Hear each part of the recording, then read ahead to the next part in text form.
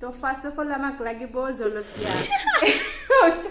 Hello' everyone welcome to my new YouTube channel আজি মই আপোনালোকৰ বাবে লৈ আহিছোঁ এটা সৰু জলকীয়া যিটো আমি ফিৰিঙি জ্বলা বুলি কওঁ কিন্তু আপোনালোকৰ ফালে বেলেগো ক'ব পাৰে আমি ফিৰিঙি জ্বলা বুলি কওঁ চ' সেই জলকীয়াৰ আজি মই কেনেকৈ অতি সোনকালে আৰু সহজে চিম্পলভাৱে মই আচাৰ বনাব ওলাইছোঁ সেই ৰেচিপিটো আপোনালোকৰ আগত মই শ্বেয়াৰ কৰিব বিচাৰিছোঁ চ' প্লিজ ভিডিঅ'টো স্কিপ নকৰাকৈ চাই থাকিব মই কেনেকৈ বনাওঁ।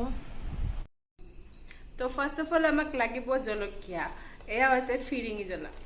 আপোনালোকৰ ফালে কি বা কয় মই নাজানো কিন্তু আমাৰ ফালে কয় ফিৰিঙি জ্বলা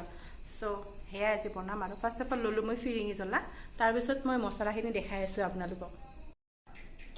আৰু এইখিনি হৈছে মছলা এইটো হৈছে বগা বেহাৰ সৰিয়হ আৰু এইখিনি হৈছে পাঁচফোৰণ আৰু এইখিনি হৈছে নিমখ সো এইখিনি এতিয়া মই মিক্সিত ভালদৰে গুড়ি কৰি ল'ম ভালদৰে মানে ইমান বেছি মিহি হৈ যোৱাকৈ নকৰোঁ অকণমান গোটা গোটা থকাকৈ তেনেকুৱাকৈ মই গুড়ি কৰি ল'ম যিহেতু মোৰ জলকীয়াটো ইমান বেছি নহয় অকণমানে হয় চ' সেইটো কাৰণে মই অকণমান গোটা গোটা থকাকৈ কৰিম। আৰু গাইজ মই এইখিনি মছলাৰ সৈতে 2 চামুচ পানী দিছোঁ সেইটো মই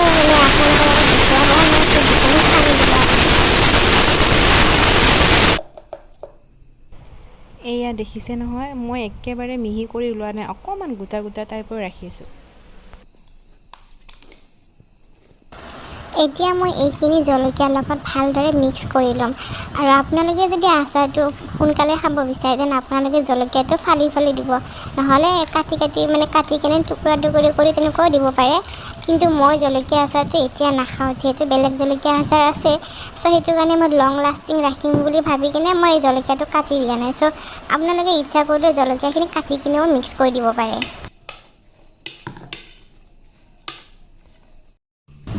আৰু এতিয়া মই লৈছোঁ এটা শুকান চচপেন মানে এইটো টিফিনে হয় চ' মোৰ জলকীয়াখিনি ইমান বেছি নহয় তো সেইটো কাৰণে মই টিফিনতে কৰিলোঁ জলকীয়াটো যিমান হয় সিমান যাতে জলকীয়াখিনি মানে টেমাৰ ভিতৰত ডুব যাব পৰাকৈ সেইখিনি তেল গৰম কৰি ল'লে হ'ব আৰু তেলখিনি মই ইমান ধোঁৱা ওলোৱাকৈ গৰম কৰা নাই মানে জাষ্ট 3-4 মিনিট তেনেকুৱা গৰম কৰিছোঁ তাৰপিছত মই তেলখিনি জলকীয়া আৰু আচাৰৰ লগত ভালদৰে মিক্স কৰি ল'ম।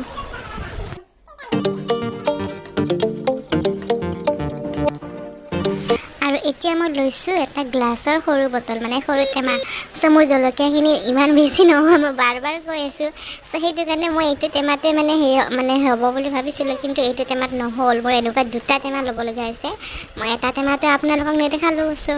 2টা টেমা মোৰ হৈ গ'ল। চ' এতিয়া মই বাকী 50% তেলটো টেমাত ঢালি দিম যাতে জলকীয়াখিনি ডুব খাই থাকে তেলত আৰু এয়া হৈ গ'ল মোৰ জলকীয়া আচাৰ। চ' এয়াই আছিলে মোৰ আজিৰ ভিডিঅ'টো যদি চাই ভাল পালে like comment share and subscribe কৰিব প্লিজ।